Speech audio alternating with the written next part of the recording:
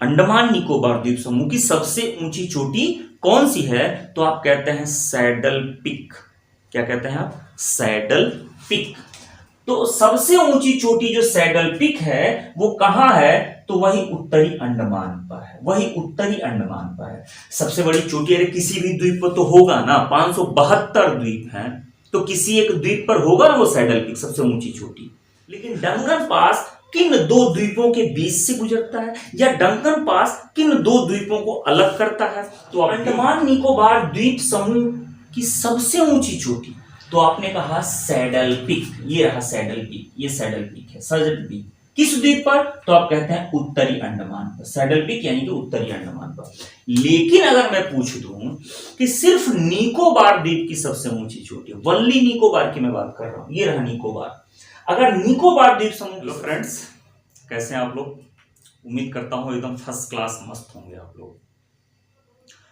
Geography के class में, पिछले क्लास में जो कुछ भी हम लोगों ने देखा था उससे एक कदम आगे आज जरा भारत के द्वीपों के बारे में देख लिया जाए। भारत के द्वीप, सारे एग्जाम्स में जबरदस्त प्रश्न बनते हैं यहां से। सबसे बड़े अगर द्वीप समूह की बात किया जाए, अंडमान निकोबार द्वीप समूह के बारे में आप लोग जानते होंगे, इधर लक्षद्वीप के बारे में आप लोग जानते होंगे, इसके अलावा भी ढेर सारे द्वीप हैं। एक क्वेश्चन तो बड़ा शानदार सा बनता है कि भारत में सबसे घनी आबादी वाला द्वीप कौन सा है? ये आसान सा प्रश्न है, ये कहीं भी पूछा जा सकता है आपसे। वनडे एग्जाम्स क्या, अब तो एंट्रेंस एग्जाम में पूछे जाते हैं ये प्रश्न कि भारत का कौन सा ऐसा द्वीप है जो सबसे घनी आबादी वाला शहर है। अब सोच के देखिएगा, ठीक है? कमेंट बॉक्स में लिख के बताइए अगर आप जानते हैं तो। आइए लिख के बताइए, तब तक मैं बाकी चीजें आगे बढ़ा रहा हूं। तो आज मैं द्वीप के बारे में आपसे चर्चा करने वाला हूं, द्वीप या द्वीप समूह के बारे में, कि भारत में कौन से द्वीप हैं, उनकी स्थिति क्या है, उनसे प्रश्न कहां कहां से बन सकते हैं। ठीक है, तो चला जाए। इससे पहले आपसे फिर वही रिक्वेस्ट कि चैनल में नए हैं, वीडियो नया देखने रहे तो चैनल को सब्सक्राइब कर दीजिए, या फिर आप पुराना ही देख रहे हैं, आप पहले से मेरे वीडियो पे बने हुए हैं, चैनल पे बने हुए हैं, लेकिन अगर आपने सब्सक्राइब नहीं किया तो प्लीज कर दीजिए और यार दोस्तों में शेयर कीजिए, लाइक कीजिए। आइए चलते हैं।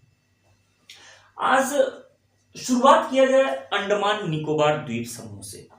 अंडमान निकोबार द्वीप समूह भारत का एक केंद्र शासित राज्य भी है, द्वीप समूह है और बंगाल की खाड़ी में स्थित है। ठीक, बंगाल की खाड़ी में स्थित है। लोकेशन ये आपको समझ में आ रहा होगा, ठीक है? वहां पर फिगर भी मैंने दे रखा है, तो फिगर देख लीजिएगा, ये मैं अपने हाथ से बना रखा हूं। ठीक, इसको देख लीजिएगा, ये अंडमान निकोबार द्वीप समूह का ये फिगर है, अंडमान निकोबार द्वीप समूह। यहां भी देख लीजिएगा, यहां भी मैंने लगा रखा है।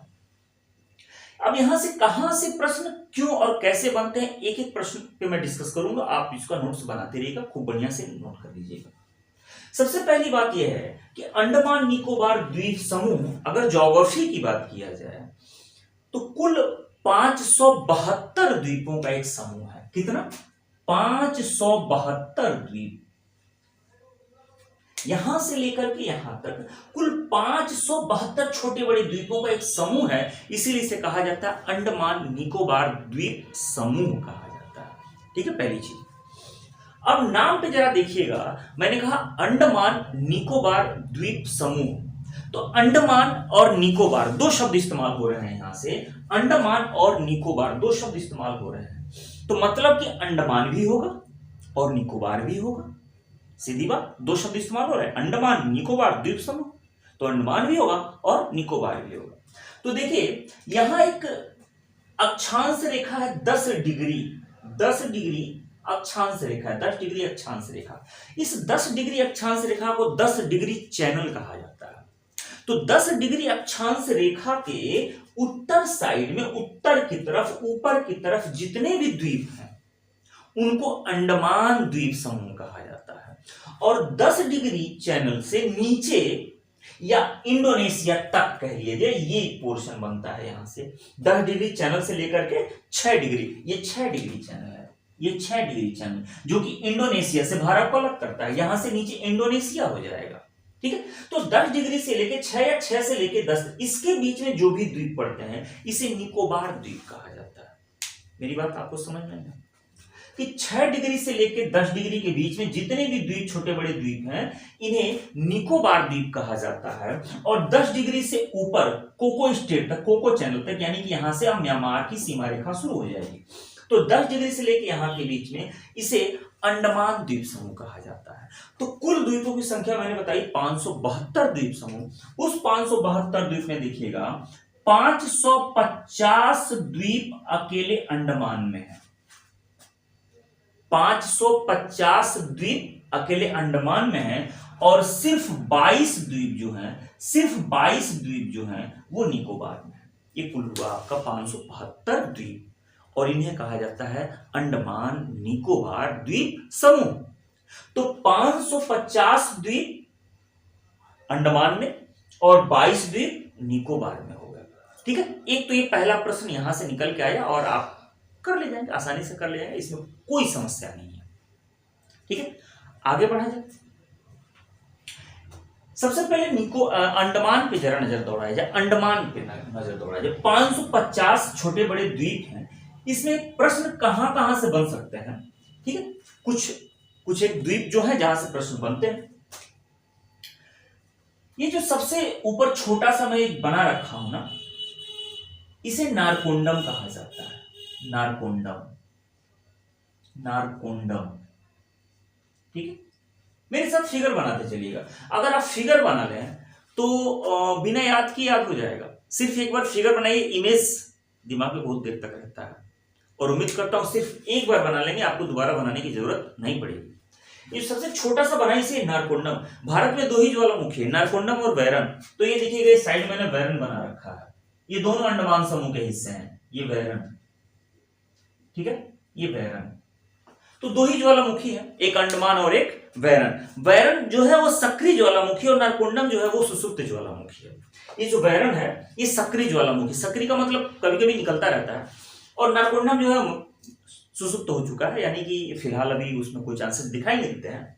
तो 2 ही ज्वालामुखी है, नारकोंडम और बैरन। तो ये आपसे पूछेगा कि नारकोंडम या बैरन किस द्वीप समूह का हिस्सा है, तो अंडमान निकोबार द्वीप समूह। तो बड़ा आसान सा प्रश्न लगेगा, लेकिन अंडमान अलग ऑप्शन में दे और निकोबार अलग ऑप्शन में दे तो आप उसे कहिएगा अंडमान।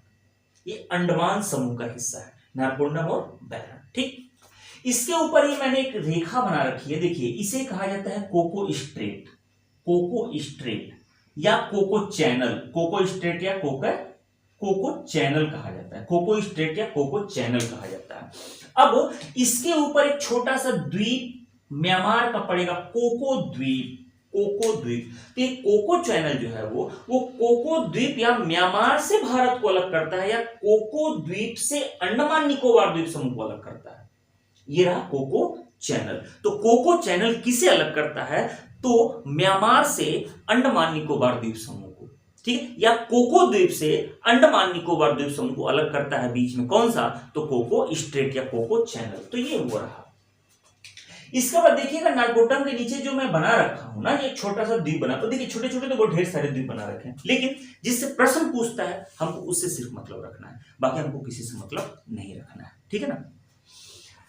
तो ये देखिए छोटा सा द्वीप मैंने बना रखा है। ये जो द्वीप है इसे कहा जाता है उत्तरी द्वीप। इसे उत्तरी द्वीप नहीं, उत्तरी अंडमान इसे कहा जाता है उत्तरी अंडमान। ये उत्तरी अंडमान है, ठीक है, ये उत्तरी अंडमान है। अब उत्तरी अंडमान क्यों मैं बताया हूं, क्या रीजन था इसे बताने का, कुछ तो कारण रहा होगा, या यहां से कुछ तो प्रश्न बनते होंगे तभी मैं आपको बताया हूं। तो देखिएगा यहां से प्रश्न क्या बनता है, आपसे पूछा जाएगा कि अंडमान निकोबार द्वीप समूह की सबसे ऊंची चोटी कौन सी है। अंडमान निकोबार द्वीप समूह की सबसे ऊंची चोटी कौन सी है, तो आप कहते हैं सैडल पीक। क्या कहते हैं आप, सैडल पीक। तो सबसे ऊंची चोटी जो सैडल पीक है वो कहां है, तो वही उत्तरी अंडमान पर है, वही उत्तरी अंडमान पर है। सबसे बड़ी चोटी अरे किसी भी द्वीप पर तो होगा ना, 572 द्वीप हैं, तो किसी एक द्वीप पर होगा ना वो सैडल पीक, सबसे ऊंची चोटी। तो जो सबसे ऊंची चोटी सैडल पिक है अंडमान निकोबार द्वीप समूह की, वो किस द्वीप पर स्थित है? तो आप कहिएगा उत्तरी अंडमान पर। ठीक है, बात समझ में आ गई ना? ये सबसे ऊंची चोटी जो है यह किस द्वीप पर है? तो आप कह दीजिएगा उत्तरी अंडमान पर। ठीक है, एक प्रश्न एक क्लियर हो गया आपका। दूसरे प्रश्न पे नजर दौड़ाया जाए, और क्या प्रश्न बन सकता है? देखिए, उत्तरी अंडमान से नीचे मैंने एक और द्वीप बनाया हुआ है, ये थोड़ा सा बड़ा, सबसे बड़ा जो बना दिया मैंने, ये थोड़ा सबसे बड़ा बनाया, जानबूझ के बड़ा बनाया ताकि आप अच्छे से समझ सकें। अब यहां से प्रश्न क्या है कि अंडमान निकोबार द्वीप समूह, यानी कुल टोटल पूरे अंडमान की बात कर लें या पूरे निकोबार की बात कर लें, अंडमान निकोबार द्वीप समूह का सबसे बड़ा द्वीप कौन सा है? जब ये पूछेगा तो बेहिचक कहिएगा अंडमान निकोबार द्वीप समूह का सबसे बड़ा द्वीप मध्य अंडमान, मध्य अंडमान। ठीक है, अंडमान निकोबार द्वीप समूह का सबसे बड़ा जो द्वीप है वो कौन सा है? तो वही है मध्य अंडमान। एक प्रश्न ये भी क्लियर हो गया। ठीक, अब इससे आगे बढ़ा जाएगा। उसके नीचे मैं छोटा सा द्वीप बनाया हूं, इसे कहा जाता है दक्षिणी अंडमान, इसे दक्षिणी अंडमान कहा जाता है। अब दक्षिणी अंडमान क्यों इंपॉर्टेंट हमारे लिए बनता है? ध्यान से सुनिएगा, दक्षिणी अंडमान से नीचे एक और द्वीप में बना रखा हूं, इसे कहा जाता है लघु अंडमान। ये छोटा सा है इसीलिए लघु अंडमान। ठीक है, अब दक्षिणी अंडमान और लघु अंडमान, यहां देखिएगा दक्षिणी अंडमान और लघु अंडमान दोनों के बीच से एक रेखा निकलती है। ठीक, दोनों के बीच से एक रेखा निकलती है। ठीक, बात समझ में आ गई? तो अब दक्षिणी अंडमान और लघु अंडमान दोनों के बीच से एक रेखा निकलती है, इसे डंकन पास कहा जाता है। इसे क्या कहा जाता है? डंकन पास, डंकन पास कहा जाता है। तो सवाल आपसे यह पूछा जाता है कि डंकन पास कहां स्थित है? तो ओवरऑल तो हो गया अंडमान निकोबार द्वीप समूह में, लेकिन डंकन पास किन दो द्वीपों के बीच से गुजरता है, या डंकन पास किन दो द्वीपों को अलग करता है? तो आप बेहिचक कह सकते हैं कि दक्षिणी अंडमान और लघु अंडमान को अलग करता है डंकन पास। ठीक है, दक्षिणी अंडमान और लघु अंडमान को अलग करता है कौन? Duncan pass. आगे आप देखिएगा, यहां तक तो था अंडमान की बारी, ये सब टोटल मैंने आपको अंडमान के बारे में बताया। अब जरा निकोबार की बारी है। ये 10 डिग्री चैनल, 10 डिग्री चैनल का मतलब कि 10 डिग्री अक्षांश रेखा, ये 10 डिग्री जो अक्षांश रेखा है, इसी के ऊपर मैंने कहा था कि अंडमान होता है, इसके नीचे के निकोबार कहा जाएगा। तो अंडमान का सबसे दक्षिणी द्वीप कौन सा है? अंडमान हो गया ना, तो अंडमान का सबसे दक्षिणी यानी सबसे नीचे वाला द्वीप कौन होगा? तो आप दक्षिणी अंडमान भूल कर भी मत कहिएगा, क्या कहेंगे आप? लघु अंडमान। अंडमान समूह का सबसे आखिरी द्वीप कौन सा है? तो लघु अंडमान है। अब ये लघु अंडमान यहां हुआ, और निकोबार समूह का ऊपरी सबसे यानी उत्तरी द्वीप कौन सा है? तो इसे कहते हैं कार निकोबार। इसे क्या कहा जाता है? Car Nicobar, car Nicobar.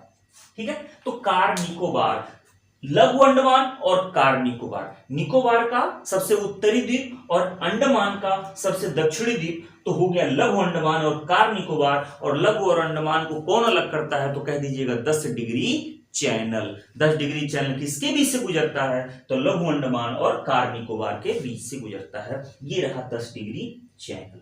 ठीक है, इतनी बात समझ में आई। अब इसके बाद देखिएगा, कार निकोबार के बाद एक और छोटा सा मैं द्वीप बनाया हूं, इसका नाम है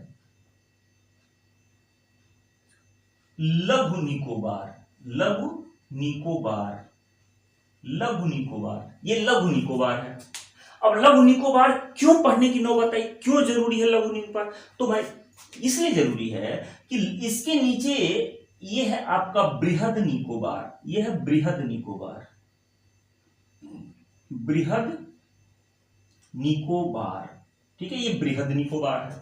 अब देखिए, ये रहा लघु निकोबार और ये है बृहद निकोबार। ठीक, अब यहां से प्रश्न कैसे बनता है, ध्यान से सुनिएगा। निकोबार द्वीप समूह का सबसे बड़ा द्वीप सिर्फ निकोबार की मैं बात कर रहा हूं। निकोबार द्वीप का सबसे बड़ा द्वीप, जब मैं कहा था कि अंडमान निकोबार द्वीप समूह का सबसे बड़ा द्वीप, तो मैंने कहा था कि आप कह दीजिएगा मध्य अंडमान, वो टोटल ओवरऑल मिला के सबसे बड़ा था। लेकिन अगर मैं कहूं कि सिर्फ निकोबार द्वीप का सबसे बड़ा द्वीप कौन सा है, सिर्फ निकोबार की मैं बात कर रहा हूं, तो आप कहिएगा बृहद निकोबार, नाम में ही छुपा हुआ बृहद निकोबार। ठीक है, एक तो प्रश्न ये बनता है। दूसरा सुनिएगा ध्यान से, ये लघु अंडमान लघु निकोबार और बृहद निकोबार, लघु निकोबार और बृहद निकोबार के बीच से गुजरा हुआ Saint George Channel, Saint George Channel. ठीक है, लघु निकोबार और बृहद निकोबार के बीच से सेंट जॉर्ज चैनल, ये सेंट जॉर्ज चैनल है। तो आपसे पूछा जाएगा कि सेंट जॉर्ज चैनल किसके किसके बीच से गुजरता है या किसके किसको अलग करता है, किन दो द्वीपों को अलग करता है। तो लघु निकोबार को बृहद निकोबार के बीच से गुजरता है सेंट जॉर्ज चैनल। एक ये बात होगी।